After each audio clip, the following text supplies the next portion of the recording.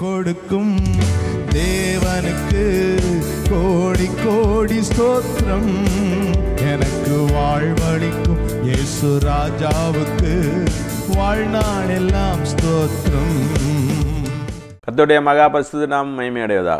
இந்த ஜெயத்த நேர நிகழ்ச்சிக்கு உங்கள் அனைவரையும் இயேசு கிறிஸ்துவ நாமத்தினாலே வாழ்த்தி வரவேற்கிறேன். சற்று நேர சிந்தனைக்காக எடுத்துக்கொண்ட வேத பகுதி ஏசாயா 55 அதிகாரம் 13 வசனம். முள்செடிக்கு பதிலாக தேவதாரு விருட்சம் முளைக்கும், காஞ்சொறிக்கு பதிலாக மிருது செடி எழும்பும், அது கர்த்தருக்கு கீர்த்தியாகவும் நிர்மூலமாகாத நித்திய அடையாளமாகவும் இருக்கும். ஜெபிப்போம். அன்பின் கிருபையும் இரக்கம் நிறைந்த எங்கள் அருமை பிதாவே, ஆசீர்வதிக்கப்பட்ட நல்ல வேலைக்காக சோத்தரிக்கிறோம், துதிக்கிறோம். இப்போது இந்த வார்த்தையின் மூலமாக தேவனுடைய தாமியங்களோடு பேச வேணுமா ஜெபிக்கிறோம். ஆமீன். தேவனால் அபிஷேகிக்கப்பட்ட வார்த்தைகளாக வெளிப்பட தேவன் இரக்கம் செய்யுங்க. பரலோகத்தின் மன்னாவாக ஒருவருக்கும் போஷிக்க வேணுமா ஜெபிக்கிறோம். ஆமீன். ஹல்லேலூயா, சோத்திரம். ஒவ்வொரு இருதயத்துக்கும் தேவையான நல்ல வார்த்தைகளை தேவன் தாமே பரலோகத்தின் கட்டளையிட வேணுமா ஜெபிக்கிறேன். எங்களை தாழ்த்தி உடைய சமத்தில் தருகிறோம். சகல துதி கனமை மேல் நமக்கே செலுத்துகிறோம். இயேசுவின் மூலம் ஜெபங்கள் அன்பு நிறைந்த பரமபிதாவே, ஆமீன். ஏசாயா 55 அதிகாரம் 13 வசனம் இப்படி சொல்லுகிறது. முள்செடிக்கு பதிலாக தேவதாரு விருட்சம் முளைக்கும், காஞ்சொறிக்கு பதிலாக மிருது செடி எழும்பும், அது கர்த்தருக்கு கீர்த்தியாகவும் நிர்மூலமாகாத நித்திய அடையாளமாகவும் இருக்கும். இங்கே தேவன் நம்முடைய வாழ்க்கை நிலைமை மாறும் என்று சொல்கிறார். இப்போது இருக்கிற நம்முடைய பிரச்சனைகள், நம்முடைய போராட்டங்கள், சாத்தானுடைய சிறையிருப்புகள் எல்லாவற்றையும் நீக்குவேன்னு சொல்கிறார். இப்போது இருக்கிற வாழ்க்கையை மாற்றுவதற்கு தேவனுடைய வார்த்தையின்படி நாம் நடக்க வேண்டியது அவசியமாக இருக்கிறது. தேவனுடைய வார்த்தையை விசுவாசிப்பது அவசியமாக இருக்கிறது. நம்ம தேவனுடைய வார்த்தையை விசுவாசிக்கும் போது அது அதன்படியே நமக்கு நடக்கிறதா இருக்கிறது. இப்போது இருக்கிற சிறையிருப்பு மாறும். இப்போது நம்ம சாத்தான் ஒரு சிறையிருப்பில் நம்ம வச்சிருந்தாச்சுன்னா அந்த சிறையிருப்பை தேவன் மாற்றுவதற்கு வல்லமை உள்ளவராக இருக்கிறார். அதுதான் அவருடைய விருப்பமாக இருக்கிறது. நம்ம சிறையிருப்பிலே இருப்பது தேவனுடைய சித்தம் அல்ல. தேவன் நம்முடைய சிறையிருப்பை மாற்றுவதற்கு வல்லமை உள்ளவராக இருக்கிறார். அவர் விருப்பம் உள்ளவராக இருக்கிறார். அதே போல் இப்போது நமக்கு சுகம் இல்லை, பலவீனமாக இருக்கிறோம், நம்ம அப்படியே இருப்பது தேவனுடைய சித்தம் அல்ல. எனவே இயேசு இந்த உலகத்தில் வந்து நம்முடைய பலவீனங்களை எல்லாம் ஏற்றுக்கொண்டு நம்முடைய நோய்களை எல்லாம் சிலுவையிலே சுமந்தபடினாலே எல்லா நோய்களிலிருந்தும் இயேசு விடுவிப்பதற்கு வல்லமை உள்ளவராக இருக்கிறார். நாம் அவருடைய வார்த்தையை விசுவாசித்து நாம் ஏற்றுக்கொள்ளுகிறவர்களாக இருக்கணும். நமக்கு ஒரு பிரச்சனை இருக்கிறது, பண பிரச்சனை, கடன் பிரச்சனை, இந்த பிரச்சனை வந்து வெளியே வர முடியுமா என்று சொன்னால் தேவனுடைய வார்த்தை விசுவாசித்தால் அப்படியே ஆகும் என்று சொல்லப்பட்டிருக்கிறது. நீயோ கடன் வாங்க மாட்டாய், அநேகம் ஜாதிகளுக்கு கடன் கொடுப்பார். தேவன் உங்களை ஆசீர்வதிப்பதன் மூலமாக உங்களை கடன் கொடுக்கிறவர்களாக மாற்றுகிறார். நம்முடைய வாழ்க்கையிலே ஒரு இருண்ட போராட்டம், மனதில் ஒரு போராட்டம் மனதில் இருந்தாச்சுன்னா அதை மாற்றுவதற்கு தேவன் வல்லமை உள்ளவர். நம்முடைய துக்கத்தை சந்தோஷமாக மாற்றுகிற தேவன். நம்முடைய எல்லா பிரச்சனைகளையும் விலக்கி நம்மை வந்து சந்தோஷமுள்ளவர்களாக மாற்றுகிற தேவன். இதுவரை இருந்த வாழ்க்கையல்ல, இனி புதிய வாழ்க்கையை தருவேன் என்று இந்த வேத வசனத்தின் மூலமாக நாம் அறிந்து கொள்ள முடியும். பாவ இருளுக்குள்ளே இருக்கிறவர்களுக்கு பரிசுத்தம் பரிசுத்தம் என்னும் அவருடைய கிருபையை தருகிறவராக இருக்கிறார். பரிசுத்தம் உள்ளவர்களாக ஜீவிக்கும் போது நம்முடைய ஆவிக்குரிய ஜீவியத்தில் மிகவும் மகிழ்ச்சி உள்ளவர்களாக நம்ம இருக்க முடியும்.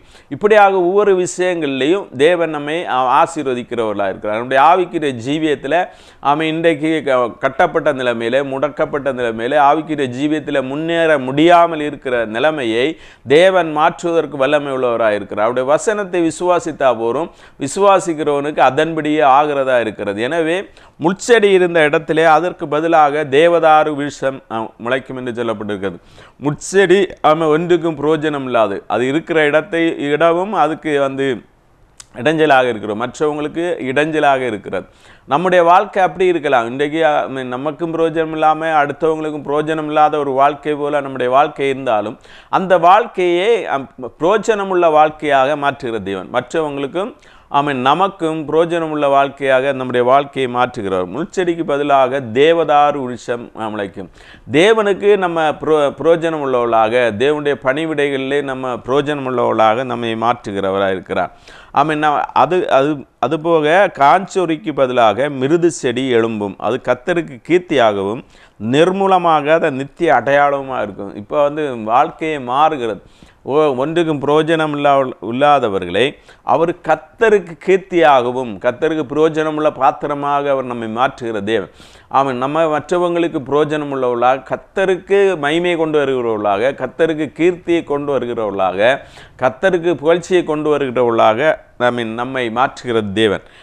நிர்மூலமாக நித்திய அடையாளமாக இருக்கும். நித்தியமான காலமாக நம்மை ஆசீர்வதிக்கிற தேவன். தேவனுக்கு நம்மை அடையாளமான ஒரு பாத்திரமாக மாற்றுகிறவர். இப்படியாக தேவன் செய்வதற்கு நம்ம என்ன செய்யணும் அப்படின்னு சொல்லி பார்க்கும்போது தேவனுடைய வார்த்தையை நம்ப வேண்டும் அப்படி என்பதை நம்ம அறிந்து கொள்ள முடியும். ஏசாயா 55 அதிகாரம் 10 வசனம் இப்படி சொல்லுகிறது, மாரியும் உறைந்த மழையும் வானத்திலிருந்து இறங்கி அவ்விடத்துக்கு திரும்பாமல் பூமியை நனைத்து அதில் முளை கிளம்பி விளையும்படி செய்து விதைக்கிறவனுக்கு விதையையும் புசிக்கிறவனுக்கு ஆகாரத்தையும் கொடுக்கிறது எப்படியோ அப்படியே என் வாயிலிருந்து புறப்படும் வசனம் இருக்கும். அது வெறுமையாக என்னிடத்துக்கு திரும்பாமல் அது நான் விரும்பினதை செய்து நான் அதை அனுப்பின காரியம் ஆகும்படி பாக்கியம் அப்படி சொல்லப்படுகிறது. இங்கே மாரியும் உறைந்த மழையும் வானத்திலிருந்து தேவன் தான் அனுப்புகிறார்.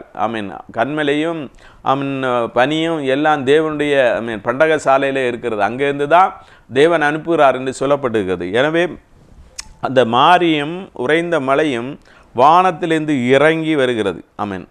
அப்படி வானத்திலிருந்து இறங்கி வந்து அவருடைய சொல்படியே செய்கிறது. அப்படி அந்த சொல்படி செய்கிற அந்த மாரியும் உறைந்த மழையும் அது எப்படி இந்த உலகத்திலே வந்து பூமியை நனைத்து பூமியிலே அந்த விதையை முளைக்க பண்ணுகிறதோ அதே போல் என்னுடைய வார்த்தை இருக்குன்னு சொல்கிறார். 148 சங்கீதம் 8 வசனம், அக்கினியே கல்மலையே உறைந்த மலையே மூடு பனியே அவர் சொற்படி செய்யும் பெருங்காற்று. இதெல்லாம் அக்கினி, கல்மலை, உறைந்த மலை, மூடுபனி, இது அவருடைய சொல்படி செய்யும் பெருங்காற்று. இது எல்லாம் அவர் என்ன நோக்கத்துக்காக அனுப்புகிறாரோ அதையெல்லாம் நிறைவேற்றுகிறதா இருக்கிறது. இந்த பூமியில் மழை பெய்யாமல் இருந்தாச்சுன்னா ஒன்றுமே விளையாது. அப்போ வறட்சி இருந்தாச்சுன்னா பஞ்சம் ஏற்படும். எனவே தேவன் மழையை அனுப்புவது அவசியமாக இருக்கிறது. தேவனுடைய பண்டக சாலையிலேருந்து அதை அனுப்புகிறார். அவருடைய சொற்படி அது செய்கிறதா இருக்கிறது. என்ன நோக்கத்துக்காக மழையையும் மூடுபனியை அனுப்புகிறாரோ அது அப்படியே அது செய்கிறதா இருக்கிறது. சில காலங்களுக்கு மழை தேவைப்படுகிறது, சில காலங்களுக்கு பனி தேவைப்படுகிறது. ரெண்டையும் தேவன் அனுப்புகிறவராக இருக்கிறார். அப்படி அவை வானத்தில் இருந்து இறங்கி இந்த பூமியை செழிப்பாக்குறது. எனவே விதைக்கிறவனுக்கு விதையையும் புசிக்கிறவனுக்கு ஆகாரத்தையும் அதன் மூலமாக கொடுக்கிறது. நம்ம விதைக்கிறவங்களுக்கு விதை அப்போ அதை கொடுக்குது, புசிக்கிறவங்களுக்கு ஆகாரத்தை கொடுக்கிறது. நம்ம ஒரு விதையை விதைக்கும் போது ஒரு நம்பிக்கையோடு விதைக்கிறோம். இது வந்து திழுத்து வரும், வந்து அது ஒரு மரமாக அல்லது செடியாக வளர்ந்து அது நமக்கு பலன் தருகிறதா இருக்கிறது அது என்பதை நம்ம விசுவாசிக்கிறோம். அது வந்து நம்முடைய நம்பிக்கை. அது அப்படியே நடக்கிறது. தேவன் சொல்லுகிற வார்த்தைகளை அதே மாதிரி நம்ம விசுவாசிக்கணும். நம்பத்தக்கதான சூழ்நிலை இல்லாமல் இருந்தாலும் தேவனுடைய வார்த்தைகளை விசுவாசிக்கும் போது எல்லா சூழ்நிலைகளும் மாறுகிறதா இருக்கிறது. சாத்தான் உங்களுடைய வாழ்க்கையிலே ஒன்று ஆசீர்வாதம் உண்டாகாது, இன்னும் இது இருக்கிற நிலைமையில தான் இருப்பீங்க அப்படின்னு சொல்லும்போது தேவனுடைய வார்த்தை சொல்லுகிறது, நான் உங்களை ஆசீர்வதிக்கவே ஆசீர்வித்து உங்களை பெருக பண்ணுவேன் என்று சொல்லும்போது அந்த வார்த்தையை நம்ம விசுவாசிக்கும் போது தேவன் நம்மை ஆசீர்வதித்து நம்மை பெருக பண்ணுகிற தேவனாக இருக்கிறார். நம்முடைய வாக்கு தத்தங்களை நாம் பிடித்து கொண்டு உரிமை பாராட்டி அதை பெற்றுக்கொள்ளுவர்களாக இருக்கணும். அப்போ வந்து அந்த வார்த்தையின்படியே தேவனுடைய வார்த்தையின்படியே நடக்கும். தேவன் என்ன சித்தத்துக்காக மழையையும் உறைந்த பனியை அனுப்புகிறாரோ அது நிறைவேற்றுகிறார். அது வந்து இந்த உலகத்தில் மழை வருகிறதுனால தான் செடிகள் முளைத்து வருகிறது, நம்ம போடுகிற விதைகள் முளைத்து வருகிறது. எனவே அது முளைப்பதற்கு மழையும் உறைந்த பனியும் அவசியமாக இருக்கிறது. அப்போ வந்து நம்ம விதைக்கிறபடியே அது எழும்பி வருவதில்லை, அது வித்தியாசமாக எழும்பி வருகிறது. அதே மாதிரி தான் தேவனுடைய வார்த்தையும் அவர் என்ன சித்தத்துக்கு அனுப்புகிறாரோ இருக்கிற நிலைமைகளை மாற்றுகிறதாக அது வெளிப்படுகிறது. ஒரு விதையை அப்படியே இருந்தாச்சுன்னா ஒரு பிரயோஜனமும் கிடையாது. அந்த விதை விதைக்கப்பட்டு அந்த விதை தேவன் அனுப்புகிற மழையை ஏற்றுக்கொண்டு அது அந்த ரூபம் மாறுகிறதா இருக்கிறது. அதே மாதிரி தான் நம்முடைய வாழ்க்கையிலே நம்ம முச்செடி போன்ற நம்முடைய வாழ்க்கையை மாற்றுவதற்கு தேவனுடைய வார்த்தை வல்லமை உள்ளதாக இருக்கிறது. தேவன் அனுப்புகிற வார்த்தையை நாம் விசுவாசித்து ஏற்றுக்கொள்ளும்படி நமக்கு அது ஏற்றுக்கொள்ளும் போது அதன்படியே நடக்கிறதா இருக்கிறது. அப்போ வந்து அது வந்து ஒரு பெரிய மாறுதல் உண்டாகிறது.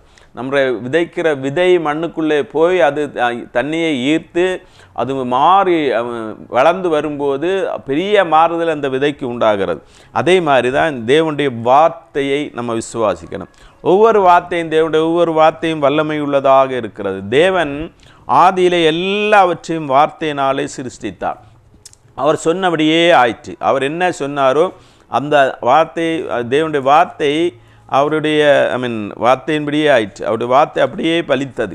அதே மாதிரி தான் தேவனுடைய வசனம் ஒரு நாளும் பொய் சொல்லாது. தேவனுடைய வசனம் அப்படியே நிறைவேறுகிறதா இருக்கிறது. ஆதியாகமம் 1ஆம் அதிகாரம் 3ஆம் வசனம் இப்படி சொல்லுகிறது, தேவன் வெளிச்சம் உண்டாக கடவுது என்றார், வெளிச்சம் உண்டாயிற்று. தேவன் ஒரு வார்த்தை தான் சொன்னார். தேவனுடைய வார்த்தை அவ்வளவு வல்லமை உள்ளதாக இருக்கிறது. நம்முடைய வாழ்க்கையிலே தேவன் சொல்லுகிற ஒவ்வொரு வார்த்தையும் நம்முடைய வாழ்க்கையிலே நிறைவேறுகிறதா இருக்கிறது. வெளிச்சம் உண்டாக கடவுது என்று ஒரே வார்த்தை, அந்த வார்த்தை அப்படியே அந்த உண்டாயிற்று, வெளிச்சம் உண்டாயிற்று. பின்னாடி வரும்போது தேவன் ஒவ்வொரு காரியத்தையும் அவர் உண்டாக்குறார். ஜலத்தை உண்டாக்குறாரு. ஒவ்வொரு காரியங்களும் ஜலம், அது புல் பூண்டுகள், மரங்கள், செடிகள், விலங்குகள் எல்லாவற்றையும் வார்த்தையிலாக தான் படைத்தார். எல்லாம் அப்படி தேவன் என்ன சொன்னாரோ அப்படியே நிறைவேற்றுகிறது. அப்போ எல்லாமே அவருடைய வார்த்தையின்படி நடக்கும். இன்றைக்கு வரைக்கும் உலகம் தேவனுடைய வார்த்தையின்படியே தான் ஓடிக்கொண்டிருக்கிறது. தேவனுடைய வார்த்தையின்படி தான் உலகம் ஓடிக்கொண்டிருக்கிறது. எனவே உலகத்தில் அவர் சொன்னது எல்லாம் அப்படி நிறைவேறா இருக்கிறது. அவர் சொன்னது ஒரு வார்த்தை கூட வீணாக போனதில்லை. எல்லா வார்த்தைகளையும் நிறைவேற்றினார். ஒரு வார்த்தை கூட தரையில் விழுந்து போகவில்லை. எல்லாம் அப்படி சொன்னபடியே ஆயிற்று. மனிதர்கள் படைத்த அல்லது கண்டுபிடித்த கண்டுபிடிப்புகளில் எவ்வளவு குறைபாடுகள் இருக்கிறது. தேவன் படைத்த வானமும் பூமியும் அவர் படைத்த நாளிலேருந்து இன்று வரைக்கும் ஒரு குறை இல்லாமல் அது ஓடிக்கொண்டே இருக்கிறது. காலையிலே சூரியன் உதிக்கிறது, மாலையிலே மறைகிறது, சந்திரன் இரவில் வருகிறது. அது பகலில் அதை காண முடியல. இப்படி நட்சத்திரங்கள் இவையெல்லாம் கரெக்டாக இயங்கி கொண்டு இருக்கிறது. தேவனுடைய வார்த்தையும் அது பெரிய வல்லமை உள்ளது இருக்கிறது. இன்றைக்கு வரைக்கும் அவருடைய வார்த்தையின்படியே அவைகள் ஓடிக்கொண்டிருக்கிறது. ஒன்றும் ஒரு குறைவில்லாமல் ஓடுகிறதா இருக்கிறது. இப்படி தேவனுடைய வார்த்தை அது வல்லமை உள்ளதாக இருக்கிறது, வல்லமை உள்ள வார்த்தையாக இருக்கிறது. சங்கீதம் 33:6 இப்படி சொல்லுகிறது, கர்த்தருடைய வார்த்தையினாலே வானங்களும் அவருடைய வாயின் சுவாசத்தினாலே அவைகளின் சர்வ சேனைகளும் உண்டாக்கப்பட்டது. 9ஆம் வசனம் இப்படி சொல்லுகிறது, அவர் சொல்ல ஆகும், அவர் கட்டளையிட நிற்கும். எல்லாமே அவருடைய வார்த்தையினால் உண்டாச்சு. கர்த்தருடைய வார்த்தையினாலே வானங்களும் அவருடைய வாயின் சுவாசத்தினாலே அவைகளின் சர்வ சேனைகளும் உண்டாக்கப்பட்டது. எல்லாம் அவருடைய சுவாசத்தினாலே உருவாக்கப்பட்டதுன்னு சொல்லப்பட்டிருக்கிறது. எனவே தேவன் நம்முடைய வாழ்க்கையை மாற்றுவதற்கு வல்லமை உள்ளவர். அவர் சொல்ல ஆகும், அவர் கட்டளையிட நிற்கும். இந்த உலகத்தில் இயேசு இருந்தபோது என்ன வார்த்தை சொன்னாரோ அதன்படி எல்லாமே நடந்தது. முதல்ல சிருஷ்டி எல்லாமே தேவனால் சிருஷ்டிக்கப்பட்டது.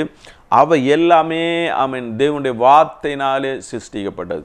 அவருடைய வார்த்தை ஜீவனுள்ள வார்த்தையாக இருக்கிறது. நம்முடைய வாழ்க்கையை மர்வமாக்கிறதா இருக்கிறது. நம்முடைய வாழ்க்கையில் உள்ள குறைவுகளை நிறைவாக்கிறதா இருக்கிறது. எனவே நம்ம எல்லாமே நம்ம கேட்பதை எல்லாம் நம்ம பெற்றுக்கொள்வோம். விசுவாசத்தோடு கேட்டால் எல்லாவற்றையும் நம்ம பெற்றுக்கொள்ள முடியும். தேவனுடைய வாயிலிருந்து புறப்படுகிற வசனம் அது வெறுமையாக அவரிடத்தில் திரும்பாமல் அப்படி அவர் என்ன காரியத்துக்காக அனுப்பினாரோ அதை நிறைவேற்றுகிறதாக இருந்தது. நம்முடைய வாழ்க்கையிலே முடியாதவற்றை, நம்மால் இயலாதவற்றை, முடியாதவற்றை எல்லாம் முடிக்கிறவராக இருக்கிறார். தோல்விகளை எல்லாம் ஜெயமாக மாற்றுகிறவராக இருக்கிறார். நம்முடைய துக்கத்துக்கு பதிலாக சந்தோஷத்தை தருகிறவராக இருக்கிறார். ஒடுங்கின ஆவிக்கு பதிலாக ஆனந்த தைலத்தால் நம்மை அபிஷேகம் பண்ணுகிற தேவன். நம்மை அவரிடத்து ஒப்பு கொடுத்தால் மட்டும் போதும், அவர் எல்லாவற்றையும் பார்த்து கொள்வார். எனவே நம்முடைய துயரத்துக்கு பதிலாக சிங்காரத்தை உண்டாக்குற தேவன், நம்முடைய வாழ்க்கையை தலைகளாக மாற்றுவதற்கு வல்லமை உள்ள தேவன். எனவே அவர் விசுவாசித்து அவரை நம்ம ஏற்றுக்கொள்ளுகிறவர்களாக இருந்தால் போதும். இயேசு இந்த உலகத்தில் இருந்தபோது எல்லாமே அவர் சொன்னபடியே நடந்தது. சாத்தானுக்கு கட்டளையிட்டார், பிசாசுகளுக்கு கட்டளையிட்டார். அதட்டின போது அவைகள் எல்லாம் ஓடிட்டு, இவனை விட்டு வெளியே போன்னு சொன்ன உடனே போயிட்டு. நம்முடைய வாழ்க்கையினை சாத்தான் போராடி கொண்டு இருக்கிறானோ அதை இயேசு மாற்றுவதற்கு வல்லமை உள்ளவர். வார்த்தையை மட்டும் விசுவாசித்தா போதும். சாத்தானுக்கு என்ன சொல்லப்பட்டிருக்கிறது? சாத்தான் மேலே எதிர்த்து நில்லுங்கள், விசுவாசத்தில் உறுதியாக இருந்து சாத்தானுக்கு எதிர்த்துங்கள், அப்பொழுது அவன் ஓடி போவான்னு சொல்லப்படுது. அவன் விரண்டு ஓடிடுவான். நம்ம தேவனோட ஜெபத்தில் உறுதியாக தரித்திருந்து ஜெபத்தில் உபவாசத்திலையும் எல்லா வகையான பிசாசுகளும் வெளியே போகும்னு சொல்லப்படுகிறது. பிசாசுகளை துரத்துவதற்கான அதிகாரத்தை தேவன் தந்திருக்கிறார். சீசர்களை அனுப்பின போது லூக்கா 9:19 சர்ப்பங்களை தேள்களை மிதிப்பீர்கள்னு சொல்லப்படுகிறது. சத்துருடைய சகல வல்லமையில நீங்கள் மேற்கொள்வீர்கள். சாத்தான் உங்களை மேற்கொள்ள மாட்டான். எல்லா வல்லமையில நீங்கள் தான் மேற்கொள்வீர்கள்னு சொல்லப்படுகிறது. எல்லா அதிகாரத்தையும் கொடுத்து அவருடைய சீசர்களே தம்முடைய ஊழியத்துக்கு அனுப்பினதை பார்க்கிறோம். நம்ம ஊழியம் செய்யும்போது ஒரு சாத்தான் நம்மை ஒன்று உங்களை சேதப்படுத்தாது என்று சொல்லப்படுது. ஒன்று நம்மளை மேற்கொள்ள முடியாது. ஒன்றுமே நம்ம ஒன்று மேற்கொள்ள முடியாது. அப்படி தேவன் செய்கிறவராக இருக்கிறார். நம்முடைய வாழ்க்கை எப்படி கசப்பான வாழ்க்கையாக இருந்தாலும் அதை மதுரமாக்குவது தேவனாலே கூடுகிற காரியமாக இருக்கிறது. நம்முடைய வேலை நம்ம விசுவாசித்தால் போதும். நீ விசுவாசித்தால் தேவனுடைய மகிமையை காண்பாய். லாசருடைய கல்லறை பக்கத்திலே மரியாளுக்கு சொன்னப்பட்ட வார்த்தை, நீ விசுவாசித்தால் தேவனுடைய மகிமையை காண்பாய். நம்ம விசுவாசிக்கிறவர்களாக இருந்தாச்சுன்னா அதை பெற்றுக்கொள்ளுவர்களாக இருக்கிறோம். ஏன்னா அந்த அந்த காரியத்திலே, லாசருடைய காரியத்திலே, இயேசு அந்த மரித்தவனுடைய சரீரம் மரித்து 4 நாளாயிடுச்சு. அது ஒரு டீகேய்டு கண்டிஷன், அழுகிற நிலைமையில இருக்குது. அவன் சொல்கிறாங்க, எல்லாரும் சொல்கிறாங்க, மாத்தாள் உட்பட, அல்லேலூயா, 4 நாள் ஆயிடுச்சு. நார்மே என்று சொல்ல பொழுது இல்லை, அந்த கல்லை எடுத்து போடுங்கள்னு சொன்னபோது அங்கே ஒரு நாற்றும் இல்லை, ஒன்றும் இல்லை. இயேசு ஒரே ஒரு வார்த்தை சொன்னார், லாசருவே வெளியே வா என்று சொன்னோடனே அவன் அப்படியே வெளியே வந்தான். பெரிய அதிசயம், இந்த உலகத்தில் நடந்த பெரிய அதிசயம். 4 நாட்கள் மரித்து 4 நாட்களுக்கு பிறகு அவன் ஒருவன் கல்லறையிலே வைக்கப்பட்ட நிலைமையிலே, அவனுடைய உடல்கள் அழுகின நிலைமையிலே அவன் உயிரோடு வருவது பெரிய அதிசயம். இயேசுன்ற வார்த்தை அப்படியே நடந்தது. இயேசு நமக்காக பரிதவிக்கிற தேவன். லாசருடைய விஷயத்திலே சொல்லப்படுகிறது, இயேசு கண்ணீர் விட்டார். நம்முடைய காரியங்களை குறித்து பரிதவிக்க கூடாத ஒரு தேவன் அல்ல, எல்லாவற்றையும் செய்ய வல்லமையுள்ள ஒரு தேவனாக இருக்கிறார். அவர் பரிதாபப்பட்டுட்டு நீங்கள் இப்படியே இருந்துக்கிடுங்க, ஒரு ஆறுதல் வார்த்தையை சொல்லிட்டு போகிற தேவன் அல்ல. நம்முடைய வாழ்க்கையில் என்ன மாற்றங்கள் தேவையோ எல்லாவற்றையும் அவர் செய்கிற தேவனாக இருக்கிறார். இயேசு இந்த உலகத்தில் இருந்தபோது என்ன சொன்னாரோ அப்படியே நடந்தது. அதனால தான் இயேசுன்ற வார்த்தையின் மேலே அந்த 100க்கு அதிபதிக்கு பெரிய ஒரு விசுவாசம். நீங்கள் ஒரு வார்த்தை மட்டும் சொல்லுங்கள், இங்கே ஒரு வார்த்தை சொன்னால் அங்கே வீட்டில் இருக்கிற வேலைக்காரன் பிழைப்பான் அப்படின்னு சொன்னார். அவ்வளவு இயேசுன்ற வார்த்தையின் வல்லமையை அவர் அறிந்திருந்தார். எனவே வார்த்தையில் வல்லமை இருக்கிறது. நம்முடைய இயேசுவின் வார்த்தைகளை, வேதத்தில் உள்ள வார்த்தைகளை, வேதத்தில் உள்ள வாக்குத்தத்தங்களை, நமக்கு கொடுக்கப்பட்டிருக்கிற எல்லாவற்றையும் நம்ம அறிக்கை செய்கிறவர்களாக இருக்கணும். நாம் வியாதியோடு இருப்பது தேவனுடைய சித்தம் இல்லை, நாம் சுகமாக இருப்பது தான் தேவனுடைய சித்தமாக இருக்கிறது. நம்முடைய வாழ்க்கை முள்செடி போல இன்றைக்கு காணப்பட்டால் அந்த வாழ்க்கையை மாற்றுகிற தேவனாக இருக்கிறார். வியாதியிலிருந்து விடுதலை அடைவதற்கு இயேசுவின் தழும்பினால் குணமானீர்கள் என்று வேதத்திலே சொல்லப்படுகிறது. அந்த வார்த்தையை விசுவாசித்து அறிக்கையிடும்போது இயேசுடைய தழும்பு நம்மை சுகமாக்குறது இருக்கிறது. எப்பேற்பட்ட வியாதியாக இருந்தாலும் அவர் மாற்றுவதற்கு வல்லமை உள்ளவராக இருக்கிறார். சிறிய வியாதி பெரிய வியாதி என்று அவருக்கு வித்தியாசமே கிடையாது. அவர் சொல்ல ஆகும், அவர் கட்டளையிட நிற்கும். அதுதான் உண்மை. அதுதான் நம்ம சங்கீதம் 33:9 சொல்லப்படுது. அவர் சொல்ல ஆகும், அவர் கட்டளையிட நிற்கும். அவர் ஒரு வார்த்தை சொன்னால் போதும். அவருடைய வார்த்தைகள் எல்லாம் அங்கே வேதத்தில் எழுதப்பட்டிருக்கு. அந்த வார்த்தை விசுவாசித்து நாம் அறிக்கை செய்தால் போதும். அதன் மூலமாக நமக்கு ரட்சிப்பு உண்டாகிறதா இருக்கிறது. எனவே இது எல்லாவற்றையும் வாழ்க்கையை நிலைமையை மாற்றுகிறது. வனாந்திரம் செழிப்பான பூமியாக மாறும். சந்தோஷம் இல்லாத இடத்திலே களிப்பும் சந்தோஷம் உண்டாகும். இதுதான் தேவன் செய்கிற அற்புதம், அதிசயமாக இருக்கிறது. எனவே நம்ம சந்தோஷத்தோடு இருக்கணும். நம்ம தேவனுக்குள்ளே மகிழ்ச்சியாக இருக்கணும், எப்போதும் மகிழ்ச்சியாக இருக்கணும். அதுதான் தேவனுடைய சித்தமாக இருக்கிறது. ஏசாயா 55:12 இப்படி சொல்கிறது, நீங்கள் மகிழ்ச்சியாய் புறப்பட்டு சமாதானமாய் கொண்டு போகப்படுவீர்கள். பர்வதங்களும் மலைகளும் உங்களுக்கு முன்பாக கம்பீரமாய் முழங்கி வெளியின் மரங்களெல்லாம் கை கொட்டும். நீங்கள் மகிழ்ச்சியாக புறப்பட்டு சமாதானமாய் கொண்டு போகப்படுவீர்கள். இங்கே இவங்க பாபிலோனின் அடிமைத்தனத்தில் இருக்கிறாங்க. இன்றைக்கு மனிதனுக்குள்ளே பலவிதமான சிறையிருப்புகள், அடிமைத்தனங்கள், எல்லா அடிமைத்தனங்களிலிருந்தும் தேவன் விடுவிப்பதற்கு வல்லமை உள்ளவராக இருக்கிறார். இன்றைக்கு அநேக பிள்ளைகள் செல்போனுக்கு அடிமையாக இருக்கிறாங்க. அதிலிருந்து வெளியே வர முடியல. எப்படி வெளியே வருவது என்பது அவங்களுக்கு கஷ்டமாக இருக்கிறது. அந்த நிலைமையை மாற்றுவதற்கு தேவன் வல்லமை உள்ளவர். பலவிதமான அடிமைத்தனங்கள், இங்கே பாபிலோனுடைய அடிமைத்தனங்கள், அநேகர் விக்கிரகங்களுக்கு அடிமையாக இருக்கிறாங்க. அந்த அடிமைத்தனத்திலிருந்து தேவன் விடுவிப்பதற்கு வல்லமை உள்ளவராக இருக்கிறார். அநேகர் கடனுக்கு அடிமையாக இருக்கிறார். அந்த கடனிலிருந்து விடுதலையாக்குவதற்கு தேவன் வல்லமை உள்ளவராக இருக்கிறார். அநேகர் சிறையிருப்புகளுக்குள்ளே இருக்கிறார். சாத்தானுடைய சிறையிருப்பு, சாத்தான் நாம் சேலஞ்ச் பண்ணிட்டு இருப்பான். இந்த சிறையிருப்பு விடுதலை பெறவே முடியாது. அப்படி உள்ள நிலைமையில் அந்த சிறையிருப்பை மாற்றுவதற்கு தேவன் வல்லமை உள்ளவராக இருக்கிறார். ஆமென். சாத்தானால் கொண்டு போடப்பட்ட பலவீனங்கள், நோய்கள், சுகவீனங்கள், வியாதிகள் எல்லாவற்றிலும் தேவன் நம்மை விடுவிப்பதற்கு வல்லமை உள்ளவராக இருக்கிறார். அங்கே இஸ்ரவேல் ஜனங்கள் எகிப்திலே அடிமைகளாக இருந்தபோது மோசே என்னும் இரட்சகனை அனுப்பி அந்த ஜனங்களை விடுவித்த தேவன். அங்கே உள்ளவங்க வரும்போது அங்கே பெரிய ஆரவாரத்தோடு வரல. ஆனால் இங்கேருந்து நீங்கள் வரும்போது இப்போது தேவன் சொல்கிறார், நீங்கள் மகிழ்ச்சியாய் புறப்பட்டு வருவீங்க, மகிழ்ச்சியோடு புறப்பட்டு வருவீங்க அப்படின்னு சொல்லி அங்கே தேவன் எகிப்திலே பலவிதமான அற்புதங்களையும் அடையாளங்களையும் செய்து பார்வோனுக்கு அவர் உண்மையான தெய்வம் என்பதை நிரூபித்து விட்டு தான் ஜனங்களை விடுதலையாக்கி மோசேயின் மூலமாக அவங்க வந்தாங்க. அவங்க வனாந்திரத்தில் அநேக வருஷங்கள், 40 வருஷங்கள் அங்கே இருக்க வேண்டியதாயிற்று. இப்போது தேவன் சொல்லுகிறார், நீங்கள் மகிழ்ச்சியாய் புறப்பட்டு சமாதானமாய் கொண்டு போகப்படுவீர்கள். சமாதானத்தோடு நீங்கள் போவீங்க. நீங்கள் அப்படி வனாந்திரத்தில் காத்திருக்கிற நாட்கள் இல்லை. நீங்கள் மகிழ்ச்சியாக போகிற நாட்கள். மகிழ்ச்சியோடு தேவனுக்கு மகிமை செலுத்தி நீங்கள் வருகிற நாட்கள். இன்றைக்கு தேவன் நம்முடைய சிறையிருப்பை மாற்றுவதற்கு வல்லமை உள்ள தேவனாக இருக்கிறார். எப்படிப்பட்ட சிறையிருப்பாக இருந்தாலும் அவர் நம்மை மாற்றுவதற்கு தேவன் வல்லமை உள்ளவராக இருக்கிறார். நம்முடைய பிரயோஜனம் இல்லாத வாழ்க்கையை தேவன் பிரயோஜனம் உள்ளதாக மாற்றுகிறார். முள்செடிக்கு பதிலாக தேவதாரு விருட்சம். தேவனுக்கு நம்ம பிரயோஜனம் உள்ளவங்களாக, மற்றவங்களுக்கு அநேகருக்கு பிரயோஜனம் உள்ளவர்களாக, அநேகருக்கு சுவிசேஷத்தை சொல்லுகிறவர்களாக, அநேகருக்கு நம்முடைய சாட்சிகளை சொல்லுகிறவராக மாற்றுகிற தேவன். நம்முடைய வாழ்க்கை ஒரு சாட்சியின் ஜீவியமாக மாறும். நம்முடைய வாழ்க்கையிலே தேவன் தருகிற அதிசயமான அற்புதமான காரியங்களை பார்த்து அநேகர் பூரித்து போவாங்க. பர்வதங்கள் மலைகளும் உங்களுக்கு முன்பாக கம்பீரமாய் முழங்கும். வெளியின் மரங்கள் எல்லாம் கை கொட்டும். இப்படி வெளியில் உள்ளவங்களே உங்களை பார்த்து அதிசயப்படத்தக்கதான காரியத்தை தேவன் செய்வதற்கு வல்லமை உள்ளவராக. இதுவரைக்கும் நம்மை நடத்தின தேவன் இனி நடத்துவதற்கு வல்லமை உள்ளவராக இருக்கிறார். இனி விசேஷமாக, ஆசீர்வாதமாக, அதிசயமாக நம்மை நடத்துவதற்கு வல்லமை உள்ளவராக இருக்கிறார். நம்முடைய பிரோஜனமற்ற வாழ்க்கையிலெல்லாம் இன்றைக்கே முடிவுக்கு வரட்டும். நம்ம இயேசுக்கு ஒப்பு கொடுத்து அவருடைய ஆசீர்வாதத்துக்காக காத்திருப்போம். ஆசீர்வாதத்துக்காக அவருடைய ஜெபிக்கும் போது எல்லா ஆசீர்வாதத்தையும் தருகிறவராக இருக்கிறார். அப்பொழுது கர்த்தருக்கு கீர்த்தியாகும். தேவனுக்கு மகிமையை சேர்க்கிறவர்களாக நம்மை மாற்றுகிற தேவன். தேவன் ஒவ்வொருவரையும் அப்படியே மாற்றுகிறார். நம்மை ஒப்பு கொடுப்போம். நம்முடைய சூழ்நிலையை மாற்றுகிற தேவன். இப்போது முடியாதென்று இருக்கிறவற்றையெல்லாம் முடிக்க செய்கிற தேவன்.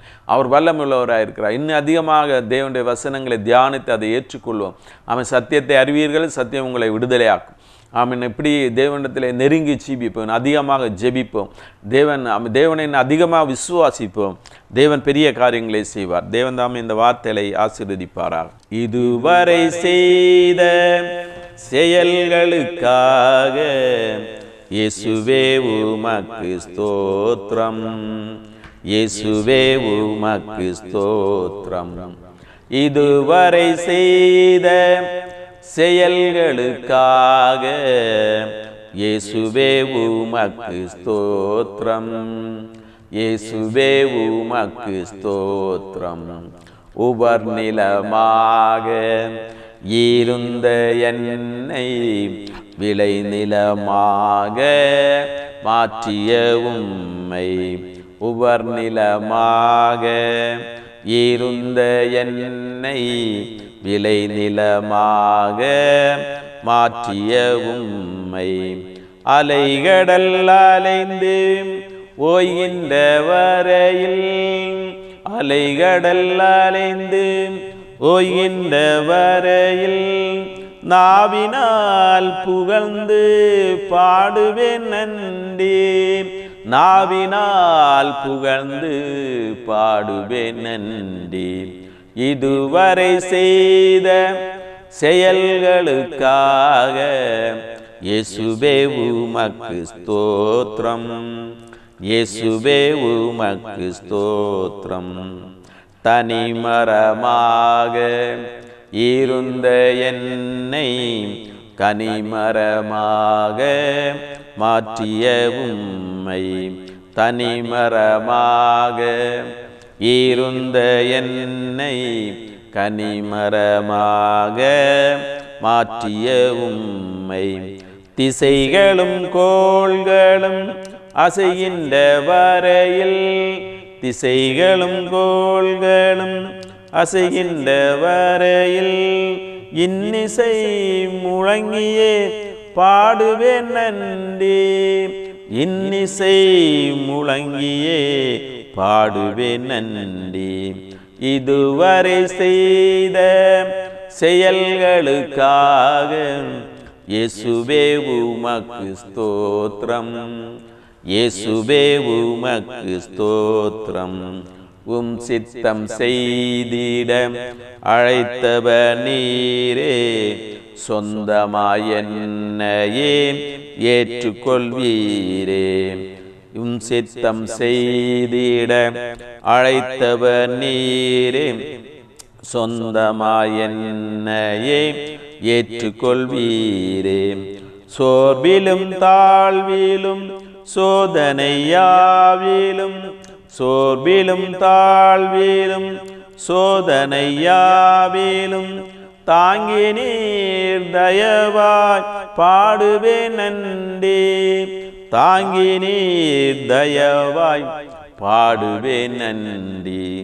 இதுவரை செய்த செயல்களுக்காக இயேசுவே உமக்கு ஸ்தோத்திரம். இயேசுவே உமக்கு ஸ்தோத்திரம். இதுவரை செய்த செயல்களுக்காக இயேசுவே உமக்கு ஸ்தோத்திரம். இயேசுவே உமக்கு ஸ்தோத்திரம். ஜெபிப்போம். அன்பின் கிருபையும் இரக்கம் நிறைந்த எங்கள் அருமை பிதாவே, ஆசீர்வதிக்கப்பட்ட நல்ல வேலைக்காக ஸ்தோத்தரிக்கிறோம், துதிக்கிறோம். இப்போது இந்த வார்த்தையின் மூலமாக எங்களோடு பேசினபடியாலுமே ஸ்தோத்தரிக்கிறோம். கர்த்தாவே, இப்போது எங்களுடைய இருக்கிற நிலைமையிலே தேவன் மாற்றுவதற்கு வல்லமையுள்ளவராக இருக்கிறபடியாலுமே ஸ்தோத்திரம். கனியற்ற வாழ்க்கையை கனி உள்ள வாழ்க்கையை மாற்றுகிற தேவனாக இருக்கிறபடியாலுமே ஸ்தோத்திரம்.